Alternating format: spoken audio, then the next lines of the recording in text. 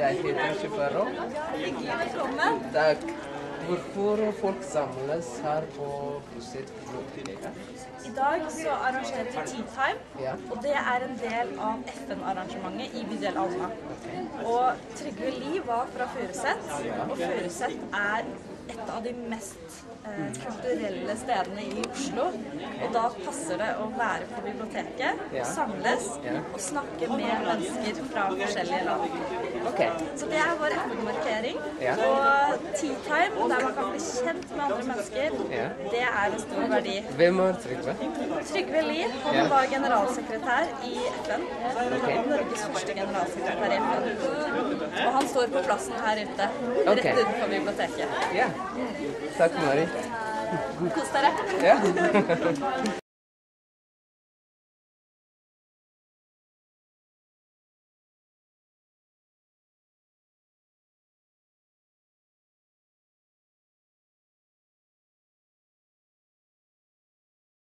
Hei. Hei, hei. Hyggelig. Faisal Hashmi. Ok. Shifaro. Ja. Hvorfor folk samles Bydel Alna feirer FN-dag. Ok. Vi har skapt 4 stuer som representerer Asia, Norge, Midtøsten og Afrika. Så vi jobber med organisasjoner, forskjellige organisasjoner. Og så det som skjer i hvert rolle, vi er organisasjoner fra forskjellige land, men budskapet er å bli kjent med hverandre. Skape harmonien. Det er hovedfokus. Ja, interessant. Veldig interessant. Er du fornøyd med det? Ja, jeg er kjempefornøyd. Du ser det. Det er folk her, altså. De har hyggelig god atmosfære. Altså, vi har forskjellige folk. Det er veldig kjent. Og så Trygve Lie er fra Brusset? Ja, derfor vi feirer, så vi har som veldig Furuset har tilknytning til FN, egentlig. Ok. Hvem var her? Han var første generalsekretær fra Norge? Ja. Av FN. FN, generalsekretær fra Norge. Første generalsekretær. Ja. Tusen takk. Takk skal du ha. Hyggelig.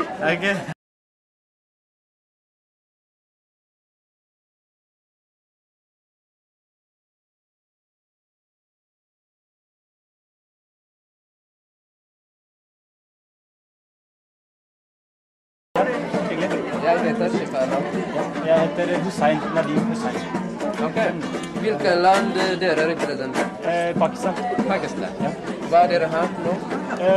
Vi har forskjellige snacks på en måte. Den her som er laget av salt og krydder og sånn, det heter Nimco.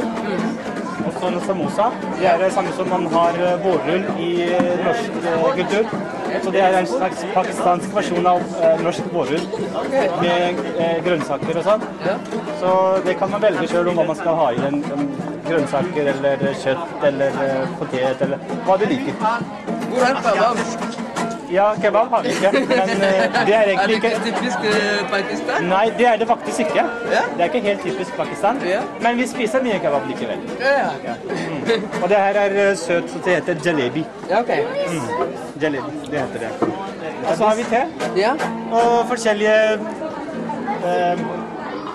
ting for dekorasjon og sånt. Ja. Ja. Det er sånn seng, typisk pakistansk seng. Det er sånn modell. Ja. Det finnes sånn store og voksne, sånn 2 meter lange. Ja. Men det er bare for modell, så det er seng. Ja. Og stoler, kulturelle stoler, det pleide man å bruke for 50-60 år siden. De er blitt slutt på nå, men de brukes bare som en slags pynting. Ok. Det vifter egentlig, disse her, det svart og den der. De er egentlig vifter som man bruker om sommeren. Men brukes for pynting også. Ok. Ja. Og hodeplagg og...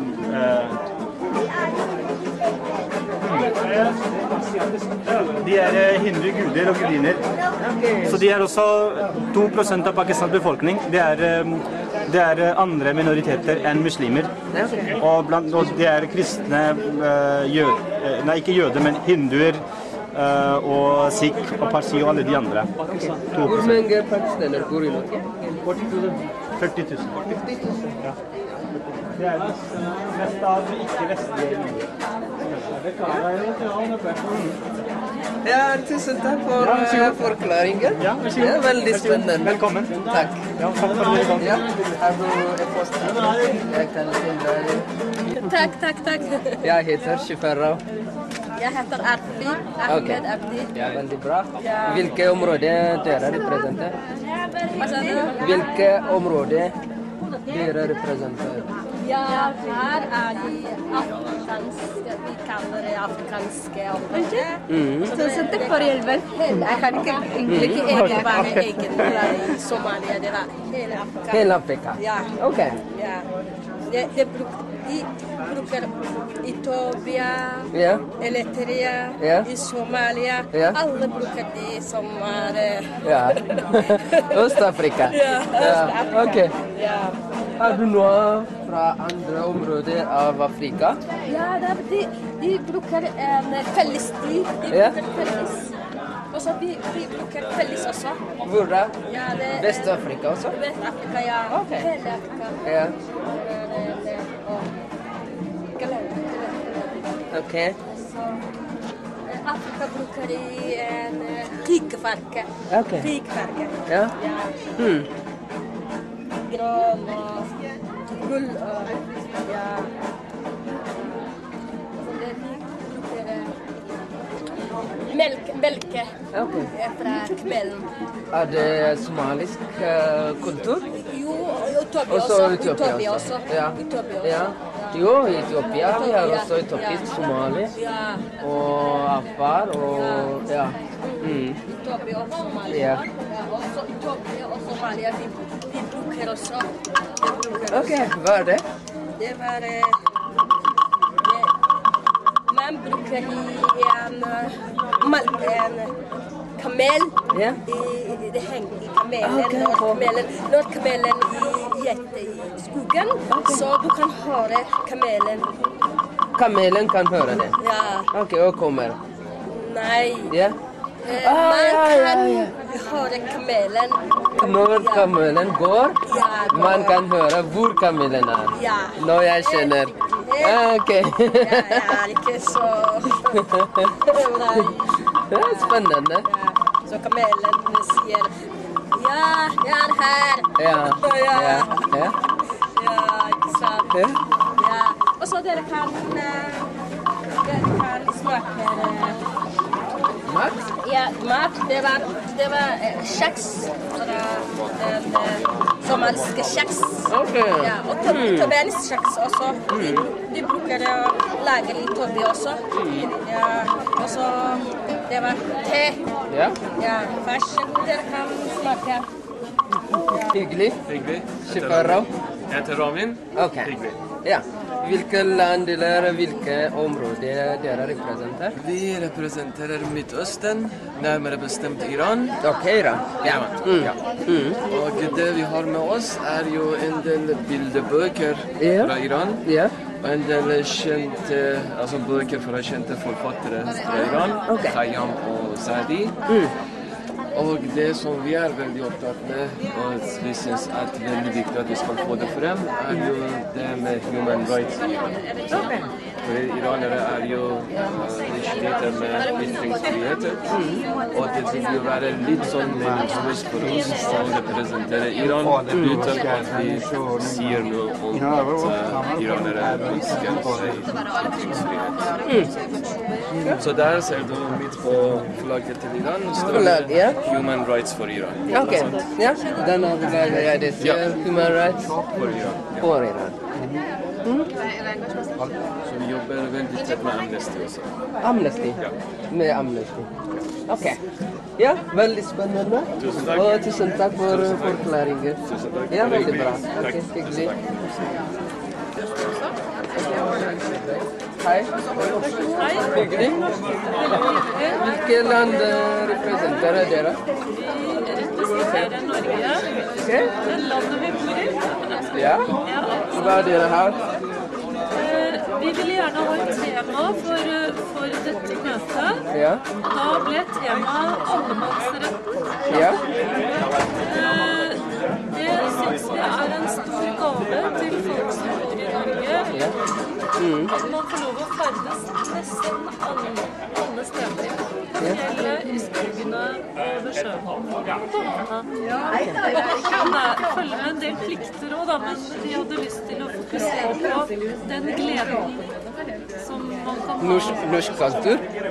Ja, men kanskje ikke bare norsk kultur, men i hvert fall i Norge så er vi, og i Norden så er man unike. Man får lov å gå nesten over. Ja. Men hvem var Trygve? Trygve? Han var fra Flåset, ikke sant? Og Trygve Lie, Ja. han var den første generalsekretæren i FN. Og han var her på... Han er herfra, og han er staten fra her inne. Ja. Er det Det på... er vi veldig stolt av. Ja, er det på grunn av det vi er her i dag? Det er det. En På grunn? grunn av FN-dagen. FN. Ja. Ja.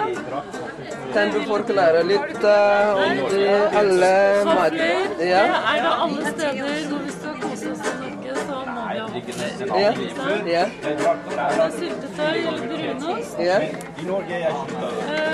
Vi har med oss en del utstyr for å gå på tur. Ja, Ski, ja, sekk, ja. appelsiner, Ja, lunsj. ja. Ja. Spennende.